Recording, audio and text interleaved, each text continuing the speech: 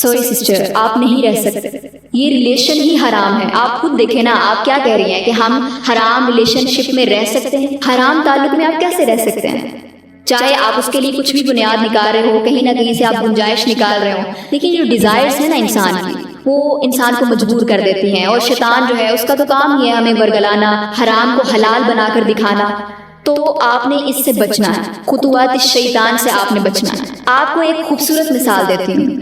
اگر میں آپ کو ایک گلاس گندا پانی دوں پینے کے لیے، کیا آپ اسے پییں گی؟ آپ کہیں گی نہیں، یہ گندا پانی ہے، میں نہیں پی سکتی۔ میں کہوں گی چلے ٹھیک ہے، برا نہ منائیں، میں آپ کو آدھا گلاس جو ہے وہ اس میں سے نکال کر آدھا گلاس صاف پانی کے اس میں ڈال دیتی ہوں۔ آپ کہیں گی یہ کیسی بات ہوئی، میں یہ نہیں پیوں گی۔ میں کہوں گی چلے ٹھیک ہے، برا نہ منائیں، میں سارا پانی نکال دیتی ہوں، آپ کو پورے کا پورا گلاس صاف پانی کا دے دیتی ہوں، اور اس میں صرف ایک قطرہ گندے پانی کا شامل کر دیتی ہوں۔ آپ کہیں گی چاہے اس میں ایک قطرہ ہی گندے پانی کا شامل ہے، یہ گندا پانی ہے، میں اسے نہیں پیوں گی۔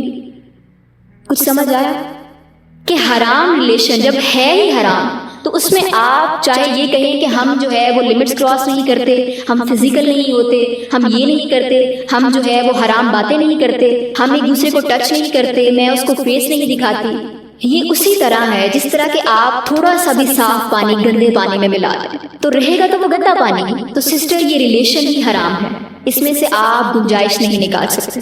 ہمیں کسی سے محبت ہو اور اسے ہم اللہ کے لیے چھوڑ دیں، حرام چیزوں سے دور ہونے کے لیے، تو اس کا دل ٹوٹے گا تو گناہ ہوگا کیا؟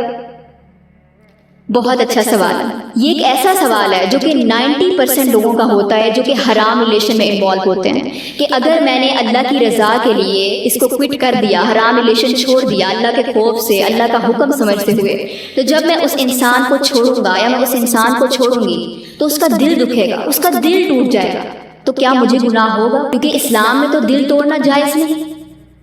اب سمجھیں، جب آپ کے سامنے اللہ کا حکم آتا ہے نا، پھر اس کے آگے کسی اور چیز کی کوئی گنجائش نہیں رہتی۔ جیسے کہ میں پردے کی مثال آپ کو دیتی ہوں کہ جب آپ پردہ کرتی ہیں تو آپ کے گھر والے ناراض ہوتے ہیں آپ سے، وہ کہتے ہیں کہ یہ نہ کرو، تو آپ اپنے ماں باپ کی نافرمانی کر رہی ہیں نا، تو ماں باپ کی نافرمانی تو اول درجے کا گناہ ہے، تو کیا پھر آپ چھوڑ دیں گی؟